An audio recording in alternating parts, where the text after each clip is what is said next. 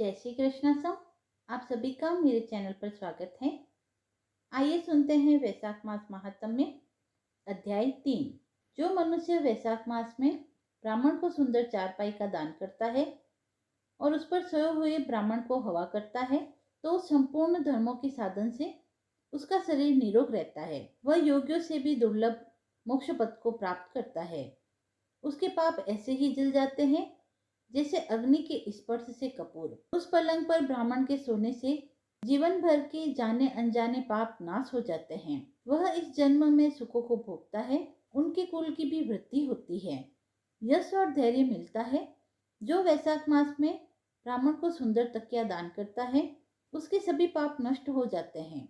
बिना उसके मनुष्य सुखपूर्वक सो नहीं सकता और पृथ्वी पर राज्य भोगता हुआ 7 जन्मों तक सुखी, धर्मपरायण तथा विजय रहकर अपने 7 कुलों सहित मोक्ष को प्राप्त हो जाता है। जैसे जल में पड़ी हुई मछली वह भीगती नहीं, जल से अलग रहती है, वैसे मनुष्य संसार के सब धर्मों से अलग रहता है। चटाई तथा आसन देने वाला पुरुष आसन और शैया पर बैठे सुख भोगता है। जो पुरुष कुमकुम का दान करता है वह सार्वभौम राजा होता है। जो जल में भीगी हुई चंपा तथा कुश का दान करता है वह सब पापों से दूर होकर सर्वसुखी देवताओं की सहायता से मोक्ष प्राप्त करता है। जो मेष संक्रांति में केतकी और मल्लिका का दान करता है वह भगवान की आज्ञा से मोक्ष पद प्राप्त करता है। जो सुपारी, सुगंधित द्रव्य तथा नारियल का दान करता है वह 7 जन्म तक ब्राह्मण के घर जन्म लेकर 7 कुलों सहित विष्णु को प्राप्त होता है। जो ब्राह्मणों के विश्राम के लिए मंडप बनाकर देता है उसका अनंत फल होता है। जो छाया मंडप बनाकर बालू गिरवाकर प्याऊ लगाता है वह स्वर्ग का भी स्वामी होता है। जो रास्ते में बाग, तालाब, कुआं, बावड़ी, प्याऊ आदि लगाता है मानो धर्म उसका पुत्र ही है। उत्तम शास्त्रों का सुनना, तीर्थ यात्रा, जलदान, सत्संग, अन्नदान, पीपल का वृक्ष लगाना तथा पुत्र यह समान ही है। ऐसी संतान देवताओं को भी दुर्लभ है। जिनके संतान न हो उनको इनमें से एक काम अवश्य करना चाहिए। तीसरा अध्याय समाप्त हुआ। आइए जानते हैं वैशाख मास का महत्व। तो सुनते हैं उससे संबंधित एक रोचक कथा। ऋषि नारद ने ब्रह्मा जी से पुष्टि की कि वैशाख मास बहुत महत्वपूर्ण है क्योंकि यह मनुष्य की सभी इच्छाओं को उसी तरह पूरा करता है जैसे एक माँ अपने बच्चों की इच्छाओं को पूरा करती है। यह महीना विष्णु भगवान को बहुत प्रिय है और जो लोग इसके हकदार हैं उन्हें कई वरदान भी देते हैं। यह महीना धर्म, यज्ञ, क्रिया तथा तपस्या का सार है। जैसे वेद विद्या श्रेष्ठ है, मंत्रों में प्रणव श्रेष्ठ है, वृक्षों में कल्पवृक्ष श्रेष्ठ है, तेजों में सूर्य श्रेष्ठ है, शस्त्रों में सुदर्शन चक्र श्रेष्ठ है, धातुओं में स्वर्ण श्रेष्ठ है, वैष्णवों में शिव श्रेष्ठ हैं, रत्नों में कौस्तुभमणि श्रेष्ठ है, वैसे ही मासों में वैशाख मास श्रेष्ठ है। जो सूर्य उदय से पहले स्नान करते हैं वे नारायण को प्रिय होते हैं।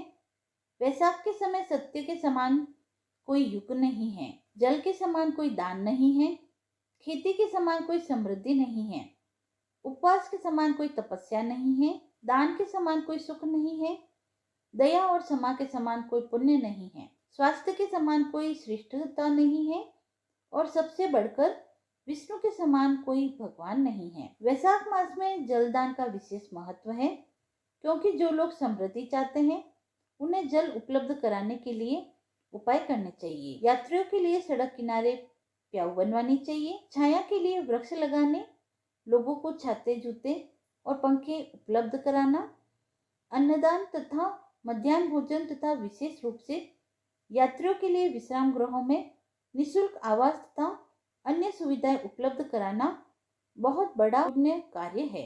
इन वस्तुओं के दानकर्ता को इहाम अर्थात वर्तमान जीवन और परम अनेक गुना लाभ प्राप्त होता है। जो वस्त्र दान करते हैं वे जन्म मृत्यु के कष्टों से मुक्त हो जाते हैं। जो भगवान विष्णु के विश्राम करने वाले आसन दान करते हैं वे चादरें दान करते हैं, वे सुखपूर्वक सोते हैं। जो ब्राह्मणों को आरामदायक वस्त्र प्रदान करते हैं उनकी आयु बढ़ती है। जो पुष्प दान करते हैं वे जीवन में सुख सुविधाओं से युक्त होते हैं। जो लोग चंदन चढ़ाते हैं वे सुख का आनंद लेते हैं। जो लोग निःशुल्क विश्राम गृह बनाते हैं वे राजा बनते हैं। जो लोग बाग बगीचे, पानी के कुएं और मंडप की निःशुल्क सुविधा प्रदान करते हैं उन्हें अच्छे बच्चों का सुख मिलता है। जो लोग कस्तूरी, कपूर, सुगंधित पदार्थ और सुगंधित जल से भरे बर्तन चढ़ाकर पितरों का संस्कार करते हैं उन्हें परलोक में विभिन्न प्रकार की मुक्तियां अवश्य मिलती है। जबकि ये दान के उदाहरणात्मक प्रकार है और परोपकार के दूरगामी परिणाम। वैशाख महीने के दौरान निषिद्ध कार्य, शरीर पर तेल लगाना, घर में स्नान करना, दिन में सोना, कांच के बर्तन में भोजन करना, पानी के बिस्तर पर सोना, निषिद्ध खाद्य पदार्थों से दूर रहना, दिन में एक से अधिक बार भोजन करना और रात में भोजन करना। यदि कोई सूर्योदय से पहले 7 गंगाओं में से किसी में वैशाख स्नान करता है तो उसे मोक्ष की प्राप्ति होती है, जैसे गंगा, बूढ़ी गंगा, कालिंदी या यमुना, सरस्वती, कावेरी, नर्मदा और वेणी। संबंधित व्यक्तियों को पंचपातकों से भी बचाया जाता है। छोटे स्तर के पापों की तो बात ही छोड़ दें। भूमिगत सब्जियां, फल, सादी सब्जियां, नमक, गुड़, खाने योग्य पत्तियां और पानी के दान से अनंत लाभ होता है। वैशाख के दौरान स्नान करते समय मधुसूदन की स्तुति में निम्न मंत्र को पढ़ना चाहिए। मधुसूदन देवेश वैशाखे मेषगे रवे, प्रातः स्नानं करिष्यामि, निर्विघ्नं कुरु माधव।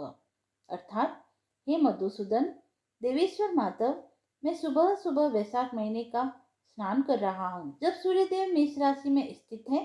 कृपया मेरा स्नान बिना किसी बाधा के पूरा करें और मुझे आशीर्वाद दें। स्नान के बाद सूर्य को देखते हुए मुट्ठी भर जल अर्घ अवश्य करें। वैशाखे मेषगे भानो प्रातः स्नान परायणः, अर्घ्यम थेह प्रदाशमहि ग्रहाना मधुसूदम।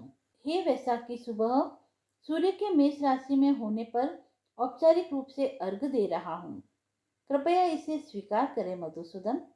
एक बार काशीपुर में कीर्तिमान नामक एक राजा था जो जंगल में शिकार खेलने गया और ऋषि वशिष्ठ के आश्रम में जाने की इच्छा से उसने देखा कि ऋषि के कई शिष्य राहगीरों को छाते, फल और ठंडे पेय की छाया प्रदान कर रहे हैं।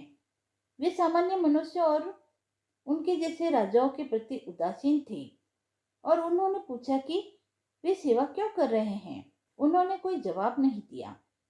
वशिष्ठ से मिलने पर राजा ने शिष्यों के कार्य के बारे में पूछा और ऋषि ने वैशाख महीने के महत्व का वर्णन किया। इसके अनुसरण से राजा ने आदेश दिया कि ऋषियों के शिष्य के अच्छे उदाहरण का पूरे राज्य के कोने कोने में अनुसरण किया जाए और वह अपने कई लोग, विशेषकर ब्राह्मणों के जीवन को विश्राम गृह प्रदान करें, पेड़ लगाए, भोजन और ठंडे पानी की आपूर्ति। साथ ही राजा ने वैशाख महीने में धर्म का प्रचार करने और क्या करें और क्या ना करें के बारे में जागरूकता फैलाने के लिए पूरे राज्य में अभियान चलाया और साथ ही सुबह जल्दी स्नान करने, दान करने, व्यक्तिगत परिवारों द्वारा पूजा करने और धर्म के सामान्य उत्थान को सख्ती से लागू किया। इसके परिणाम स्वरूप वैशाख के महीने में उसके राज्य से बहुत कम मौतें हुई और भगवान यमराज ने ब्रह्मा से अपील की कि कीर्तिमान के राज्य में पंजीकृत और जन्म का यातायात बहुत बाधित हो रहा है। स्वर्ग और नर्क में बहुत कम अंतर है और राज्य में जो थोड़ी बहुत मौतें होती हैं वे भी वैकुंठ की ओर जाती है। यमराज की शिकायत सुनकर प्रसन्न होकर ब्रह्मा जी यमराज के साथ क्षीर सागर के पास पहुंचे और भगवान विष्णु ने मुस्कुराते हुए उन्हें उत्तर दिया कि वे अपना श्रीवत्स, कौस्तुभमणि, वैजयंतीमाला, श्वेतदीप, वैकुंठ, क्षीर सागर, शेषनाग, गरुड़ और देवी लक्ष्मी को त्याग देंगे, परंतु अपने भक्त राजा कीर्तिमान को कभी नहीं त्यागेंगे। उन्होंने आगे कहा कि वे उस राजा के अच्छे गुणों को बढ़ाना चाहते हैं और उनके जीवन को हजारों वर्ष तक बढ़ाना चाहते हैं। उन्होंने धर्मराज को वैशाख माह के महात्म्य के पालन में हस्तक्षेप न करने की चेतावनी दी। हालांकि भगवान विष्णु ने धर्मराज के पक्ष में एक विशेष व्यवस्था की कि वैशाख माह के भक्तों को पूर्णिमा से पहले महीने के पहले भाग में उनके लिए एक विशेष पूजा करनी चाहिए और उन्हें प्रसन्न करने के लिए एक घड़ा पानी, दही और चावल का दान अवश्य करना चाहिए।